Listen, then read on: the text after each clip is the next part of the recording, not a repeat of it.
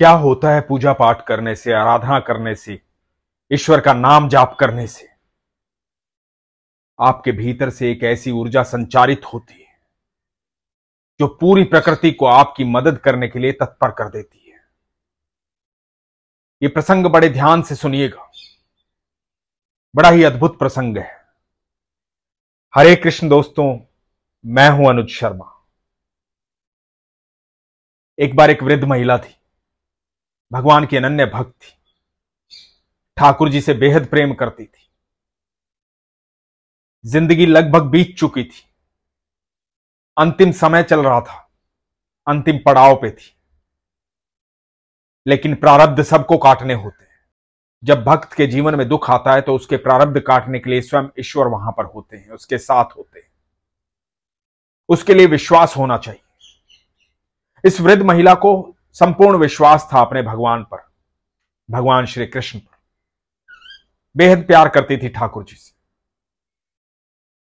संकट की घड़ी ऐसी आई कि घर में खाने पीने की व्यवस्था भी नहीं थी, धन भी नहीं था। जीवन में अकाल पड़ गया था सुख सुविधाओं का, धन संपत्ति का, अनाज का, भोजन का। अचानक से रेडियो पर एक प्रोग्राम सुना। प्रोग्राम में यह कहा गया था कि आप कोई भी संदेशा किसी के लिए भी भेजना चाहें तो यहां पर संदेशा भेज सकते हैं। यदि आप यहां पर संदेशा भेजेंगे तो जिसे आप सुनाना चाहते हैं उस तक हम ये संदेशा पहुंचा देंगे। इस वृद्ध महिला ने एक पड़ोसी से प्रार्थना की, एक चिट्ठी लिखवाई और चिट्ठी को उस पते पर भेज दिया जो रेडियो में बताया गया था। अब रेडियो पर यह संदेशा दोहराया गया। संदेशे में कहा गया था, हे मेरे प्रभु, हे कृष्ण, जीवन का अंतिम पड़ाव चल रहा है। जीवन में सुखों का अभाव है, लेकिन किसी प्रकार की चिंता नहीं है, क्योंकि जीवन समाप्त होने के बाद तेरे पास ही आना है। लेकिन घर में भोजन की व्यवस्था नहीं है, किसी से मांगकर खाना नहीं चाहती। यदि ये मेरा संदेश सुन रहे हो तो भोजन की व्यवस्था कर देना। यह संदेश रेडियो पर सुनाया गया। इस संदेश को एक नास्तिक व्यक्ति सुन रहा था। संदेश के अंत में उस वृद्ध महिला का पता भी बताया गया था। जो ये नास्तिक व्यक्ति सुन रहा था, इसको लगा कि बताओ भगवान पर कितना भरोसा करती है, भगवान के नाम चिट्ठी लिख डाली।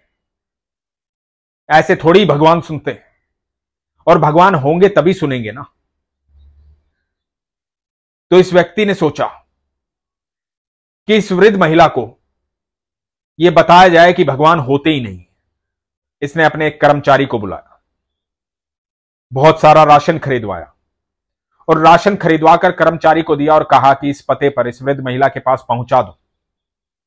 और जब वो ये पूछे कि ये राशन किसने भिजवाया है, तो कहना कि शैतान ने भिजवाया है।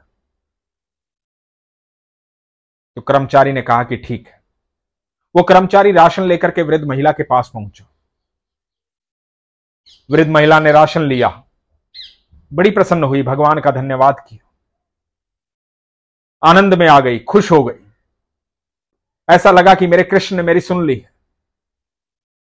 उसकी खुशी का ठिकाना नहीं था। राशन लेने के बाद उस कर्मचारी का धन्यवाद किया। कर्मचारी ने कहा कि आप जानना नहीं चाहती कि ये किसने भिजवाया है? वृद्ध महिला मुस्कुराई, बोली कि मैं जानती हूं किसने भिजवाया है। तो कर्मचारी ने कहा कि किसने भिजवाया है बताओ। तो वृद्ध महिला ने कहा कि मेरे भगवान श्री कृष्ण ने भिजवाया है। कर्मचारी ने कहा कि नहीं, ये शैतान ने भिजवाया है। तो वृद्ध महिला ने कहा कि मैं मेरे कृष्ण को जानती हूं, और मेरे कृष्ण शैतान को भी आदेश देंगे ना तो वो भी आदेश ठुकरा नहीं पाएगा। तो देखो उनकी लीला। मेरे ठाकुर ने शैतान को आदेश दिया कि मुझ तक राशन पहुंचा दे, और आपको भेज दिया। तो शैतान भी मेरे कृष्ण का आदेश मानते हैं आपका बहुत बहुत धन्यवाद। दोस्तों, आप यकीन मानना, जब आपका विश्वास अगाढ़ होता है, प्रगाढ़ होता है, जब ईश्वर पर संपूर्ण विश्वास होता है, तो इस धरती पर कोई भी आपका दुश्मन नहीं है। आपके दुश्मन के दिल में बैठकर भी कृष्ण आपका काम करवा देंगे। जो आपसे नफरत करना चाहेगा वो भी आपसे प्रेम करने लगेगा, क्योंकि कृष्ण उसके हृदय में बैठ जाएंगे और उसे मजबूर कर देंगे कि वो आपके सामने झुके और आपसे प्रेम करे। पर आपका विश्वास प्रगाढ़ होना चाहिए। जब आप नाम जाप करते हैं, आराधना करते हैं, ईश्वर पर विश्वास रखते हैं, पूजा पाठ करते हैं,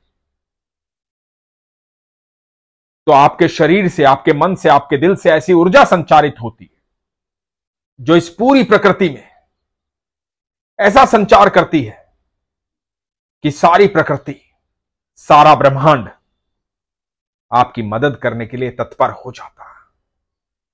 यह है विश्वास की ऊर्जा। यदि आप ईश्वर पर विश्वास करते हैं तो आपके शरीर की ऊर्जा बदल जाती है। जब आप नाम जाप करते हैं तो आपके शरीर के चारों तरफ एक ऐसा घेरा तैयार होता है, ऐसा सुरक्षा चक्र तैयार होता है जो अदृश्य होता है, आपको दिखाई नहीं देता, लेकिन कोई भी नकारात्मक ऊर्जा उससे टकरा नहीं सकती, क्योंकि वो घेरा आपको सुरक्षित कर चुका होता है। आप तक पहुंचने से पहले उस घेरे को तोड़ना पड़ेगा, और उस घेरे को कोई नहीं तोड़ सकता, क्योंकि वो आपके नाम जाप की ऊर्जा है, वो ईश्वर की ऊर्जा है जो अदृश्य है लेकिन आपको सुरक्षित रखती है। हर पल आप सुरक्षा में रहते हैं, ईश्वर की नजर में रहते हैं। यदि आपके कर्मों के प्रारब्ध भी आपको काटने होंगे तो आप यकीन मानना, वो दुख का समय भी बड़ी आसानी से कट जाएगा, दुख का आभास नहीं होगा आपको।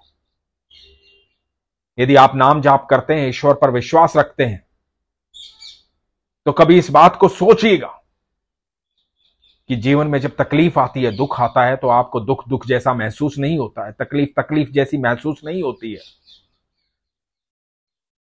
इसलिए संपूर्ण विश्वास रखिए, जीवन को सरल और सहज बनाइए, क्योंकि ईश्वर सरलता से, सहजता से प्रेम करते हैं। ज्यादा चीजों में उलझने की आवश्यकता नहीं है, दुखी होने की आवश्यकता नहीं है, कहीं गिड़गिड़ाने की आवश्यकता नहीं है, परेशान होने की आवश्यकता नहीं है, डरने की आवश्यकता नहीं है।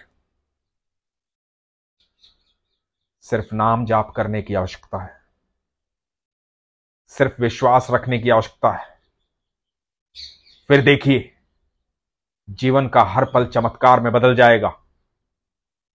आपके दुश्मन भी आपकी मदद करने के लिए तत्पर हो जाएंगे। इसलिए संपूर्ण विश्वास रखिए, प्रगाढ़ विश्वास रखिए।